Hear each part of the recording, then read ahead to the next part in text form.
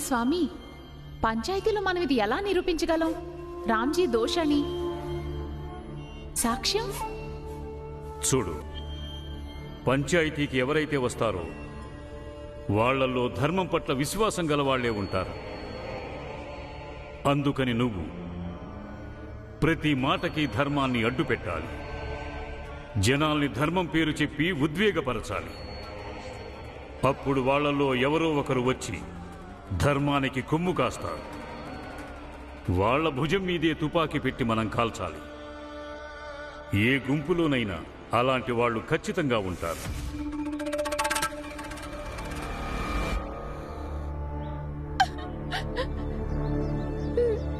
నేను దీని మీద ఒట్టేసి చెప్తున్నాను, నేను కనుక ఏ మాత్రం అబద్ధం చెప్పినా సరే నేను ఇప్పటికిప్పుడే చచ్చిపోతాను.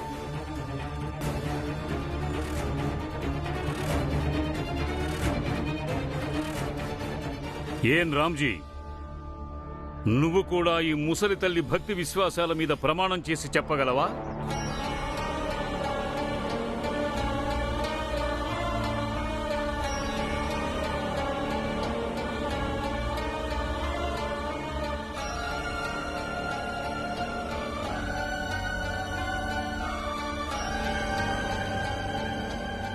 లేదు.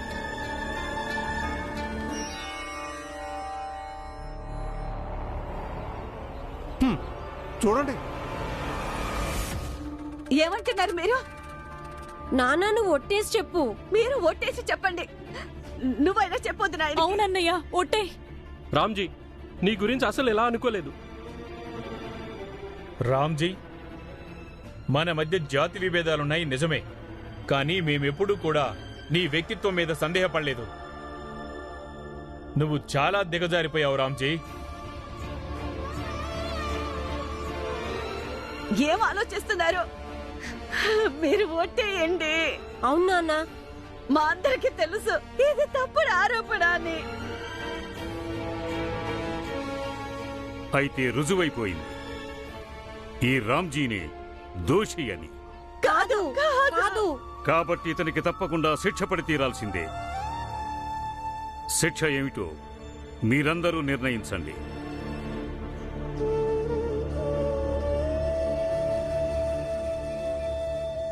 కానీ మనం పగటిపూట మాత్రం వెళ్ళకూడదు. అందరూ చూస్తారు, రకరకాలుగా పుకార్లు పుట్టిస్తారు. ఒకవేళ ఎవరైనా నన్ను గుర్తుపట్టి మా ఇంట్లో వాళ్ళకి చెప్పారనుకో నేను ఇక్కడున్నానని, అప్పుడు వాళ్ళు ఇక్కడికి వచ్చి నన్ను బలవంతంగా తీసుకెళ్తారు. కానీ నాకు మా ఇంటికి వెళ్ళడం అస్సలు ఇష్టం లేదు. అయితే మనం రాత్రి అయ్యేదాకా ఇక్కడే ఉందాము. రాత్రి అవ్వగానే ఇంటికి వెళ్దాము. నేను నీళ్లు తినడానికి ఏమైనా తీసుకొస్తాను.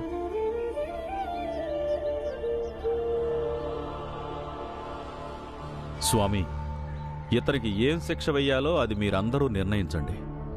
కాని ఇతనికి ఎలాంటి శిక్ష పడాలంటే దానితో ఈ అధర్మపు మనిషి మన ధర్మాన్ని అర్థం చేసుకోవాలి. ఇక ఇతను ఏదైతే పశువులాంటి పని చేశాడో దానికి శిక్ష ఇతనికి జీవితాంతం చచ్చేదాకా గుర్తుండిపోవాలి. సేటు గారు చాలా బాగా చెప్పారు. మీరందరూ నిజంగా ఈ రామ్జీకి కఠినమైన శిక్ష వేయండి. అప్పుడు ఇతను తన ముఖాన్ని ఇక్కడ ఎవరికి చూపించకుండా ఉంటాడు. అలా అంటారేంటి? రామ్జీ అసలు ఇలాంటి వాడని అనుకోలేదు వదినా మేము. లేదు, మా నాన్న నిర్దోషి. చూడండి, అతను దోషం రుజువైపోయింది. ఇతని పాపానికి శిక్ష పడి తీరాలి. మీరు మౌనంగా ఉండండి. లేదు, చూడండి, నేను మీ అందరినీ చేతులెత్తి వేడుకుంటున్నాను. స్వామీజీ గారు, సర్పంచ్ గారు, పెద్ద జాతి వాళ్ళందరికీ నేను క్షమాపణ చెప్తున్నాను. కానీ పగ తీర్చుకోవడానికి మా ఆయన మీద ఇలాంటి నిందలు వేయొద్దు.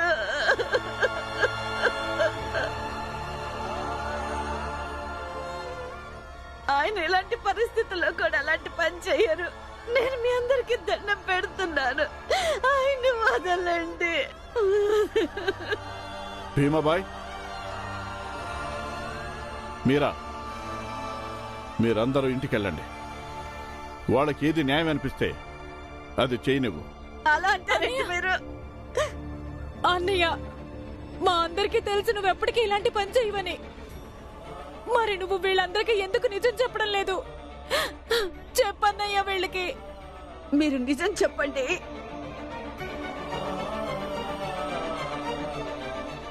శిక్ష ఖరారైంది. రామ్జీ తలగొరిగి గుండు చేయండి. లేదు, ఇతని ముఖానికి మసి పూసి ఒక గాడిద మీద కూర్చోపెట్టి ఇతన్ని ఊరంతా తిప్పండి.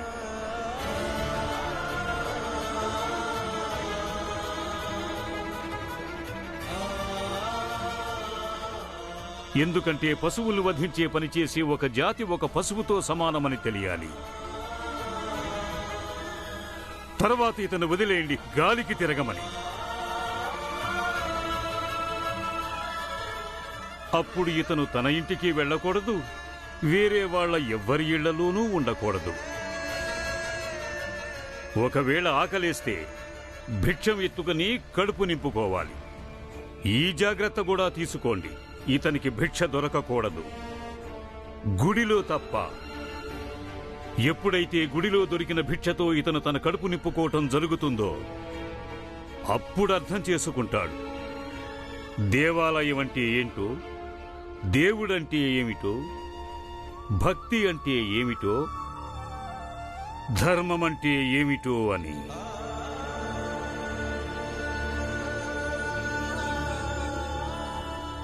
భలే స్వామి, ఎంత అద్భుతమైన న్యాయం చెప్పారు మీరు. ఇలాంటి మనిషికి అలాంటి శిక్షే సరైన శిక్ష.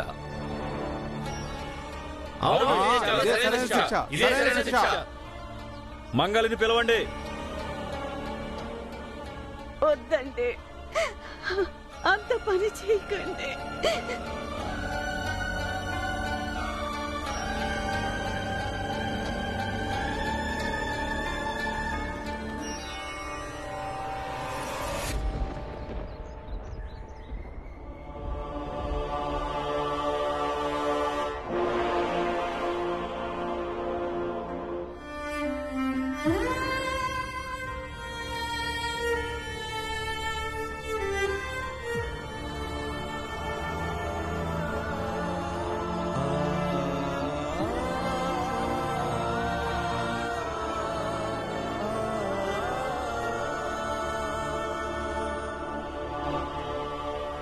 భీంబాబు, ధ్యానం అంటే ఒక రకంగా మనకి ఆత్మవిశ్వాసం పెరగడం అనుకో. ఈ లోకం మొత్తం కేవలం నువ్వు ఇంకా ఆ వస్తువులే ఉండాలి. దేని మీద నీ దృష్టి ఉండదో నీ చుట్టుపక్కల ఎలాంటి వస్తువులు ఉండవు.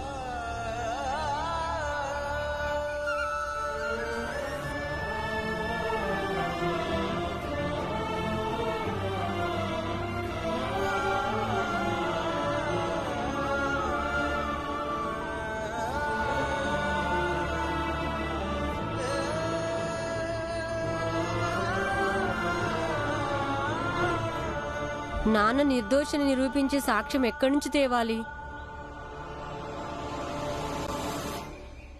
మీ అందరికీ తెలుసుగా, రోజు ఉదయం పాలు పళ్ళు కూరగాయలు తీసుకువచ్చే బాధ్యత నాదేనని.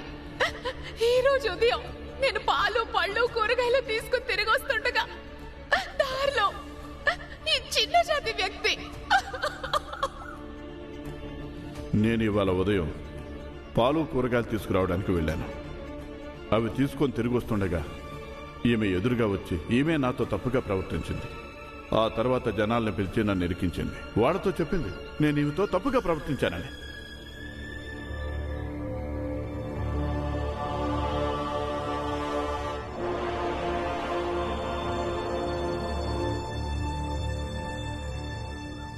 మన పని పూర్తయిపోయింది. వాడి పరువంతా మట్టిలో కలిపేశాం.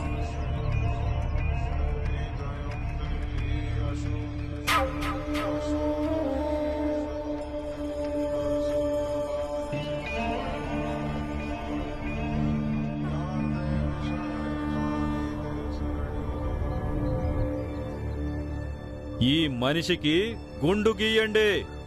మీరందరూ ఏమైనా మాట్లాడండి, ఇదంతా అబద్ధమని మీకు తెలుసు. ఈయన ఎన్నిటికీ అలాంటి పని చేయరు. స్వామి, ఇతను మాకన్నా చిన్న జాతివాడు. నేను ఇతన్ని ముట్టుకోలేను. కానీ మీ ఆజ్ఞ కాబట్టి నేను ఖచ్చితంగా పాటించి తీరాలి. కానీ అందుకు ముందుగా నేను ఒక రక్షణ కవచాన్ని ఏర్పాటు చేసుకోవాలి. దానివల్ల అతని స్పర్శ నాకు తగలకుండా ఉంటుంది.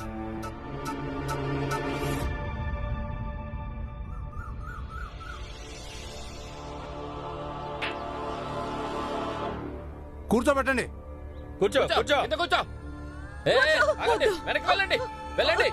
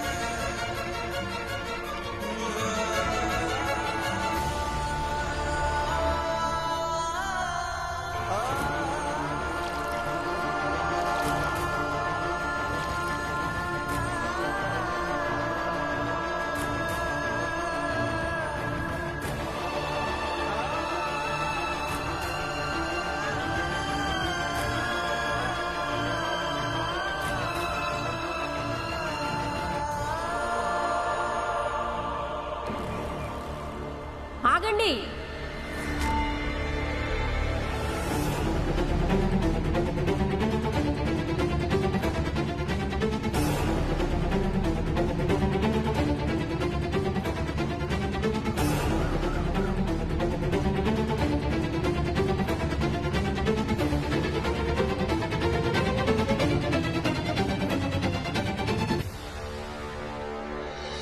ఏయ్, నువ్వెందుకు ఆగావు?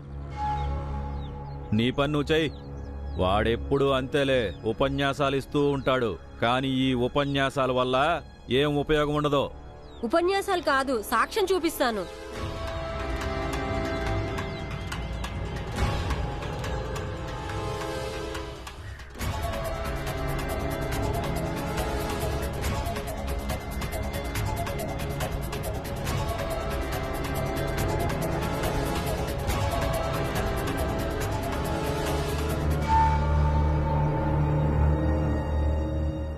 ఏంటది?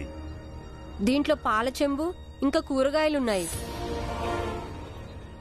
ఇవి ఆ దారిలోని కింద దొరికాయి నాకు, ఎక్కడైతే ఆమె మా నాన్నని కలిసిందో.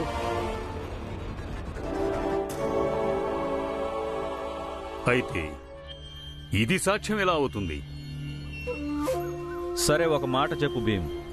ఈ సంచితో మీ నాన్నని నువ్వు నిర్దోషని ఎలా నిరూపిస్తావు?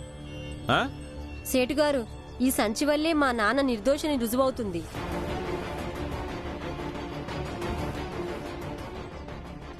ఆహా, నువ్వు ఈ సంచితో మీ నాన్నని నిర్దోషాన్ని రుజువు చేస్తావా?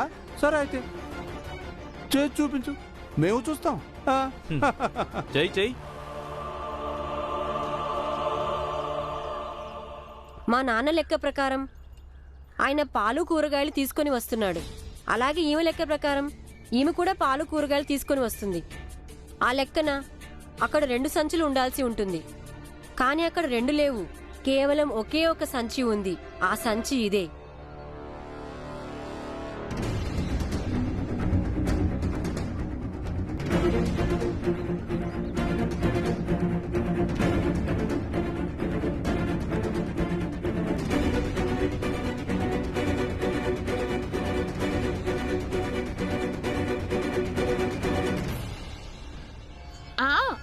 అవును, ఈ సంచి నాదే.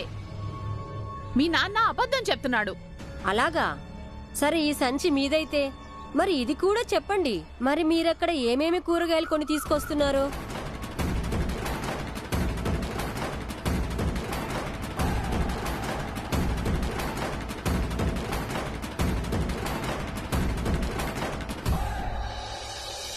చెప్పు వాడికి. ఏమైంది చెప్పండి. మీరేగా కూరగాయలు కొనటానికి వెళ్ళింది. పైగా ఇవాళ ఉదయమే కొన్నారు ఇవన్నీ. అంటే మీకు గుర్తుండే ఉంటుంది. ఇంకా ఇది మీ రోజువారీ పని. రోజువారీ పనిని మనిషి ఎప్పుడూ కూడా మర్చిపోడు. అందుకని చెప్పండి, దీంట్లో ఏమేమి కూరగాయలు ఉన్నాయి? చెప్పండి చెప్పండి, ఏం కూరగాయలు ఉన్నాయి? ఏమేమి కూరగాయలు కొన్నారో చెప్పండి. చెప్పు వాళ్ళకి. ఆ దాంట్లో బంగాళదుంపలు, కోసు పువ్వు, బెండకాయలు. కాదు,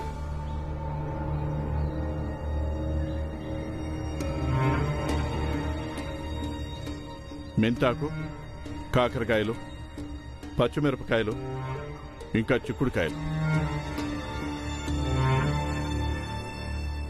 కొసుపువ్వు ఇంకా బెండకాయలు చాలా రేటు ఉన్నాయి. అవి కొనదగిన స్తోమత ఇప్పుడు నాకు లేదు.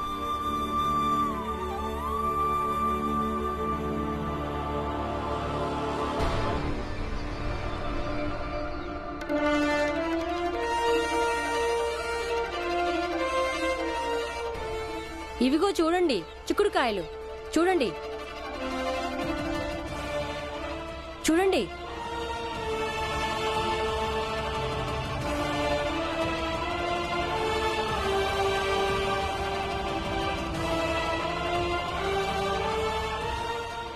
ఇదిగో చూడండి మెంతాకు.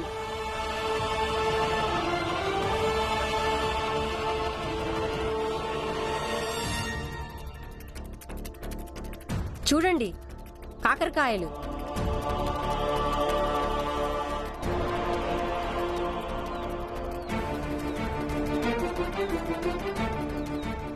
ఇదిగో చూడండి పచ్చిమిరపకాయలు.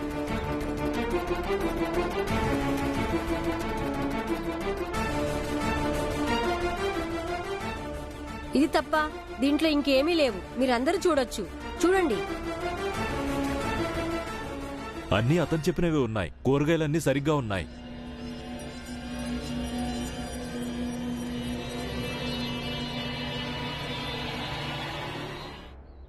చూడు నాన్న, ఈ రోజు నీకు ఖరీదైన కూరగాయలు కొనే స్తోమత లేకపోవచ్చుగాక, కానీ ఈ రోజు నువ్వు వీళ్ళ ధర్మాన్ని, వీళ్ళ దేవుడిని, వీళ్ళ విశ్వాసాలని, ఇంకా వీళ్ళ నమ్మకాల్ని అమ్ముడుపోకుండా నువ్వే కాపాడావు నాన్నా.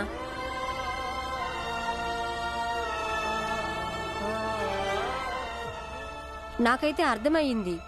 కానీ నువ్వు వీళ్ళకు కూడా చెప్పు. నువ్వు దేవుడి మీద ప్రమాణం చేసి సులభంగా నీ మాట ఏంటో చెప్పి ఉండొచ్చు. కానీ నువ్వు ఎందుకు చేయలేదు నాన్నా? నువ్వు మాట్లాడవేంటి నాన్నా?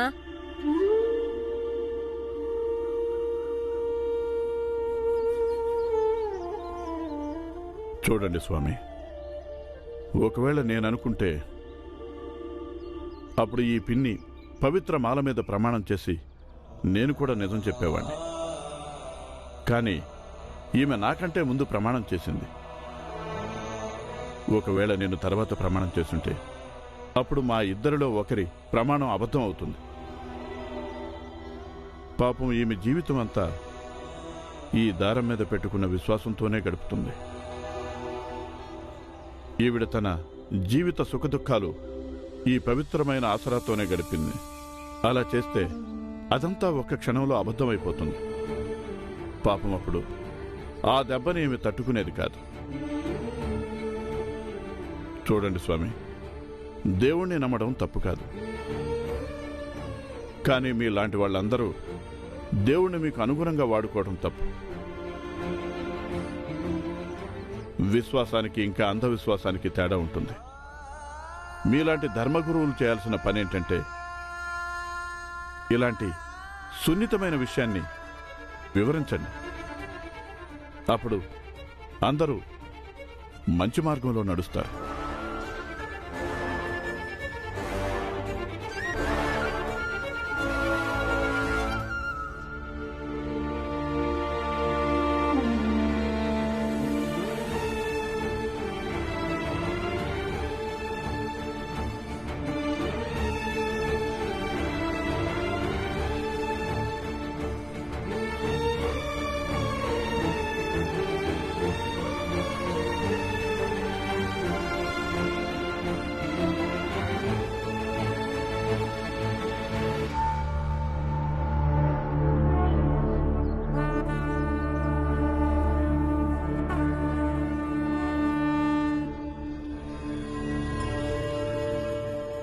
నువ్వు అబద్ధం చెప్పావు.